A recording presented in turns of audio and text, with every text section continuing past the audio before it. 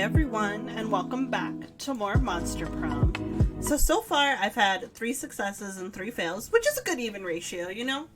So this time, I think I'm gonna just take myself to prom and see how that works, because I've never done that before. So let's do that.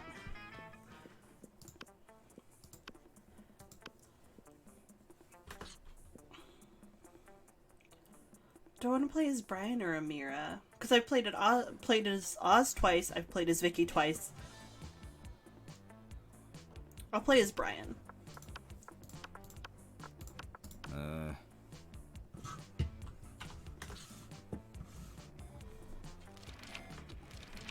You wish you were raised by a really progressive marriage between a kick-ass venomous snake and an actual fire. I love fire. I see no issues with being raised by a pack of wild wolves that also happen to be tech moguls who own some of the most profitable companies of Silicon Valley.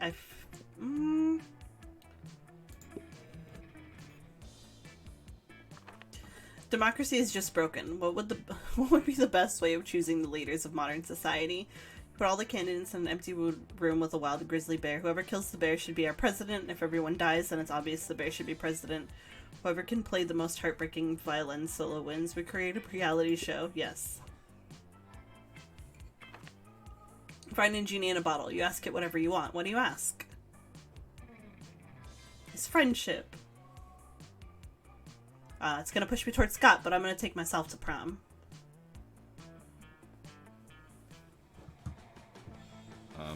Sure. The library.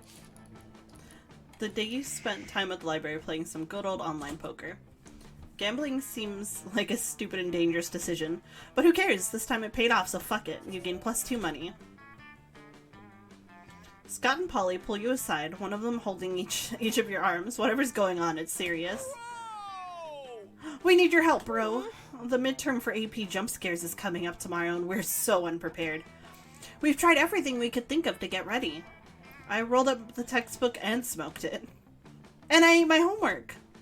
But nothing worked. We've only got one option left. We gotta cheat, bro. We just need to figure out how to do it without messing with the teacher. Or with messing with the teacher. Either way, if you can help us, we'd be super grateful. That's all the incentive you need. You hook them up with an ultimate cheating technique. Just take the test like normal, then use the time machine to go back and change your answers. Write all the answers on the teacher's face. He'll never see them there.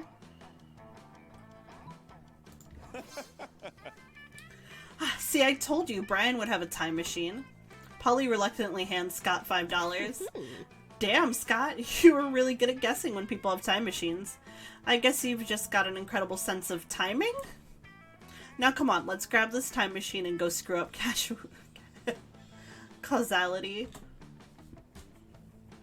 You were going to use that time machine to kill monster Hitler, but this seems about as important. You gain +2 boldness and +1 fun.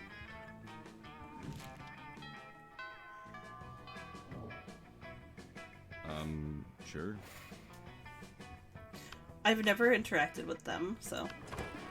You're taking a break from socializing to eat your lunch when someone punches you in the knee. It's the Slayer, and she's hiding under your table. Prepare to die. Eat knee pain, freak! Now I'm going to punch your other. Ow! You just threw your apple at her. Finally a use for that red delicious. You defeated the Slayer. She flees, leaving 2 choice pieces of loot behind. The loot flashes rapidly, getting ready to disappear, almost as if you were in some kind of video game. No time to contemplate the nature of existence. Pick some loot before it's all gone. Garlic rice and holy water. One monster's weakness is another monster's dinner. A gun that shoots steaks with each shit burned into the side. That one. Hey, waste not, wet not. Right? You hijack one of those burners in the kitchen and cook up a batch of garlic rice with holy aioli. The other students are super excited to eat something besides Mesofolinda's bland cafeteria cuisine. The head chef herself tries to stop you, but you convince her to try some of your rice instead. The holy water kills her instantly. Until the school can fill her position, you get to be the chef. You put drugs in everybody's food and don't really remember the next few days. A good cook can turn even the simplest ingredients into a days-long bender. And you're the best. You gain +4 fun.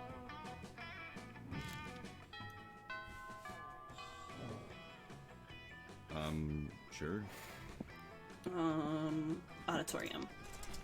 That day while rehearsing for the class play, it's as though the muses themselves have descended to give you a figurative blowjob. Your performance is intense and inspiring. It will be remembered for generations, which is pretty rad by high school play standards. You gain +2 creativity. You look up to see Scott approaching Vera. He looks confused. That isn't unusual for Scott, but you decide to eavesdrop anyway. Hey Vera, you're mean, right? Oh, you noticed! And you're a girl, right? Oh, you noticed! Well, I was watching this high school movie the other day, and there were these mean girls, and the mean girls were... mean. Cheerleaders. Now I know you're not interested in being a cheerleader. But maybe you could do something to help the football team? I mean, according to the movie, high school athletes and high school mean girls are natural allies, right? As much as I hate to admit it, you do have a point. I suppose you have some idea of what I should do. Well, I don't really do ideas, but I'm sure Brian here has a great idea. Tell her. They both look at you. Well, what's your idea? Forget cheerleaders. We need fear-leaders. Instead of pumping our team up, they'll make the other team feel like shit. Maybe just stop having our players assassinated for some reason. Fear-leaders? Wow, hold on one second. You and Scott watch as Vera frantically makes about a dozen phone calls. Alright, I've trademarked fear-leaders. The idea is mine. You don't think of it. You didn't think of it. Also, thank you. I can already imagine the uniforms. Black leather, real skulls, a folder of blackmail material on every member of the opposing team. Bye. You know what? I already have most of the stuff in my closet at home. I'll have a prototype by this afternoon. Vera skips off to her closet to create this terrifying new uniform. You're not sure whether you want to stay far, far away from that closet or get a closer look. You gain +2 boldness and +1 smart.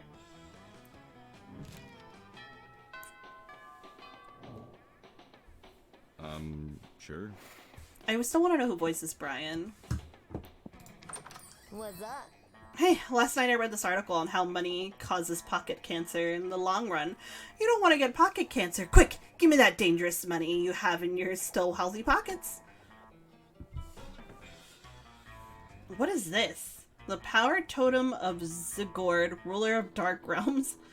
I'm not quite sure if it's safe for the school and the entire fabric of reality to sell this to high schoolers, but a girl needs a new pair of badass boots, so fuck safety. Oh, it's $10. What is this? Penguin mask. Dragon fanfiction. A blanket with 2 holes. I kind of want the corpse. Later, Gator. I'm always amazed at how many people keep coming and buying all this stupid crap. Intriguing. Did I just buy a corpse? Yes, I did. Sure. I'm gonna sit with the coven. You approach your chosen table to find it already mostly taken up by the coven. They're huddled around some kind of glowing artifact. But we only get 1 wish, not 3, so it's important for all of us to agree before we release the genie. Hope you've already expressed your wish for a secret hideout with a mini fridge and a foosball table. Faith has agreed just as fervently for world peace. We must save the world. But as the leader, I think the most sensible option is a mystical sword that will instantly slay this season's big bad, and Hope and Faith immediately object to Joy calling herself the leader, and the 3 soon devolve into a shouting match. Amidst the commotion, you can't help but notice that the wishing lamp is totally unguarded. Without really thinking about it, as if you ever do, you rub the lamp, releasing the genie, and wish for a bag full of quarters, the machine that can successfully reheat french fries. A bag full of quarters. Wish granted, booms the genie, and you feel the reassuring weight of a bag of quarters in your lap. Seriously? You could wish for anything and you wished for a bag of quarters? What, did you need to do laundry? Do you really like arcades? Planning to hit someone over the head? Nope, you just really like quarters. So you're saying we braved the fire lakes of Lower Wrath, the 2-headed snake of Serpentina, and the accountants of Babylon, just so you could have a bag of quarters? Basically. And boy, was it worth it. From your perspective, the quarters have got to be worth at least 4 money.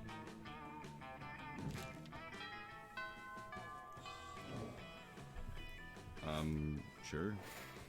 What else can I... Let's see if I can get Give me anything. your money. Hi, stranger. It's been a while. I've missed you. It's okay. You can look at my stuff.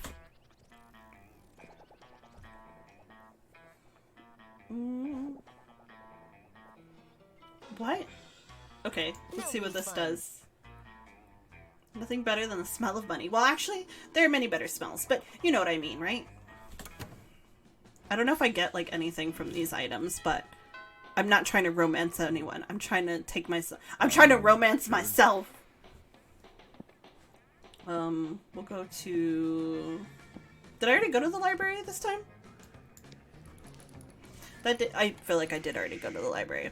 That day you spent some time on the library's PCs managing your start kicker. You deceived lots of people with a sensationalist video and impossible promises. Nice! You gained plus 1,000 money, but almost everything goes to cover costs, and you keep only plus 2 money. While doing all that, you've been carrying your newly acquired corpse as if it was totally a normal thing to do. But some people seem to think otherwise. Oh no, it's the 4 most hateful people in school. Why are you carrying a corpse, idiot? Psh, what a shameful display of distaste. Yeah, what a noob. Carrying around corpses is for noobs. Oh, corpse! I love corpses. Also, I'm super drunk. Okay, the 3 of the most hateful people in school, and Polly. As the school's social elite, we disapprove of this. I'm the head of the hierarchy, and I can't condone such stupidity under our domain. I'm the taste of the hierarchy, and I don't appreciate such a puerile use of corpse. Also, lesser known fact about corpses, they smell. I'm the fist of the hierarchy, and I want to punch you because punching people is what I do. I'm Polly. Also, I'm super drunk, so whatever Vera says. Yikes. Despite your disregard for stupid social conventions and school hierarchies, you feel the urge to please them. Maybe because that's what the game is about? When you brought the corpse, they totally told you it was a fashion accessory and that you were absolutely not just trying to dispose of a body, but now you're starting to feel like they might have fooled you. No time to lose. How can you convince them the corpse is actually a very hot fashion accessory? Trivia fact about fashion accessories, most of them are worn on your head. Quick, put the corpse on your head. Shallow social creatures respond only to status. Rip the brand logo off the most high-end accessory you own and put it on the corpse. Not so. You quickly rip the logo off of another piece of clothing you had with you. And you put it on the corpse. Wait. Look. The corpse is actually a McDonald's? Damn, you're so poor the best piece of clothing is actually a McDonald's bag you sometimes use as a hat. So you were going to eat the corpse? Disgusting. Fast food companies, am I right? They're always finding new lows. Give me that! Damien takes your corpse and bites its arm. He chews it for a while. You're completely right. It's disgusting. No seasoning and super dry. I bet it's not even gluten-free. So immoral. I've always suspected Brian was into fast food and necrophagia. You have poor eating habits written all over your face. Still drunk! Until they leave you alone with your corpse. This is the worst day ever. Also, Damien was right. The corpse is kind of underseasoned and dry. You lose -2 fun and -1 charm. Do I still have the corpse, though?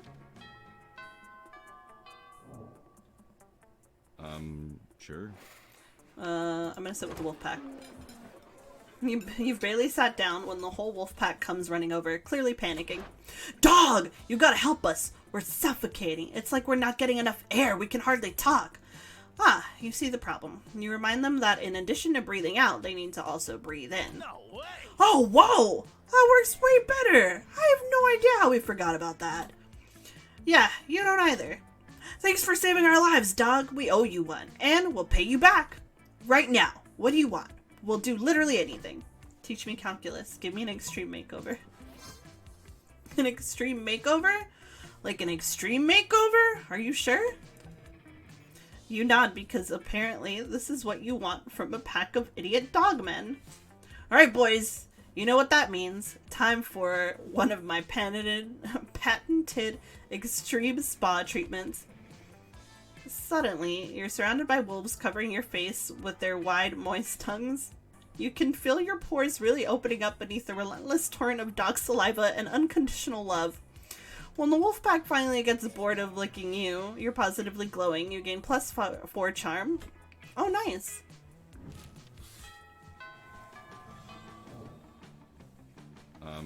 Sure. I guess I'll go to the gym. That day, an epic dodgeball match takes place. Everything seems lost, but you deliver an inspirational speech that fuels your team's spirit, leading to a spectacular comeback. You're clearly a natural-born leader. You gain +2 charm. Without warning, Vera pulls you aside and hisses in your ear. Oh my god, the stalker's back. You follow her pointed finger and see a guy dressed in a white toga and winged sandals facing away from you. He looks like a creep. He's been following me everywhere. He thinks I don't notice him checking me out in that mirrored shield he has, but I totally do. It's such a chore being this beautiful all the time. How am I ever going to get rid of him? Threaten to feed a damsel to a sea monster. That'll distract him. He looks Greek. Why not bribe Zeus, king of gods? Ah, yes! Finally, a use for all these damsels my henchmen have been kidnapping. And also the sea monster I found on eBay. Vera mutters a few words into her collar, and minutes later, a high-pitched cry for help can be heard outside, followed by the gnashing of sea monster teeth and the screams of students. Sounds like Vera dropped the sea monster in the pool again. The creep in the toga immediately springs into action, shouting, "I'll save you, my lady!" as he sprints outside. He won't, you know. I don't buy half-ass sea monsters. What a sleazebag, though, honestly. You spend the rest of the period with Vera and pick up some good tips for buying the right sea monster. You gain +2 smarts and +1 bold. Monster Prom draws near. I'm taking myself, baby! None of them. Ask. None of them? Yep. Sure. You asked no one to prom. You told yourself you didn't need anyone. And you know, on a theoretical level, that's completely true. But this just seems like a way of avoiding potential rejection. We all fear rejection, sweetheart, but it's part of life. Victory is for those who try. And you haven't. Prom night is here, and you can't help but wonder if you had a chance with any of your classmates. Those who fail have at least tried, and you tonight, you failed in your own way without even trying, which has some kind of twisted merit of its own, right? Doubts will haunt you till the day you die. Prom was a once-in-a-lifetime opportunity, and now it's gone. Oh no, wait, this is a video game. You can try and play again. Lucky bastard. Best at being alone.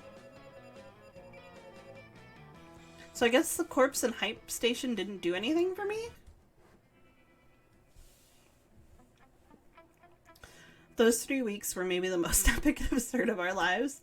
After the monster prom, we kept on living our lives, falling in love, battling for friendship, and learning about who we were and who we could be. And you know what? Like it always does, life happened and it was wonderful. Vera founded and became captain of the Fear Leaders. They ruined the lives of many people. Damien found peace in the most unexpected way. He kept punching everything till one day he punched his own anger to death. He's written a book about it. Liam kept doing art so hard he eventually evaporated and became the concept of coolness itself. As he left the physical plane, the last thing Liam did was give everyone a condescending look. For those 3 weeks, the Monster Prom seemed larger than life, and then it was gone, just like that. The battle for Monster Prom might have ended then, but there were plenty of battles left in that war called youth. But once again, we were young, unafraid, and we were ready to start. I love how the game called me out like that. The game was like, "Did you try and romance anyone?" And I was like, no. Aw, that's cute though. What other Polaroids do I have? Oh, that was the secret ending with Polly. I think that's all of the endings I have. Let's see. Oh, wait. You're my kind of danger. That's so cute. Please. More art. What is this? I want to see who. Oh, hello. Who are you? And who is this? Oh my god, does it say sent? I hate this. I hate it here. Hello? Hello? Okay, I want to find out who everyone else is. I feel like that'll be in second term, which I'm going to do on my next playthrough. I'm very excited for that. Okay, so these are all the art. Fan art. Aw, Oz. Okay. This was a bit shorter than my other playthroughs, but I think it's because I was trying to take myself to prom and I mostly avoided everyone, so. But now I know what happens when you try and take yourself to prom. And I guess the corpse is useless and the other shopping thing was too. But you know, the more you know. And now, next time, we're gonna check out second term. But before I go, I want to remind everyone, it is okay to start over. You are worth it. Drink water, have a good meal, and be the bad bitch that I know you can be. And I will see y'all next time. Bye!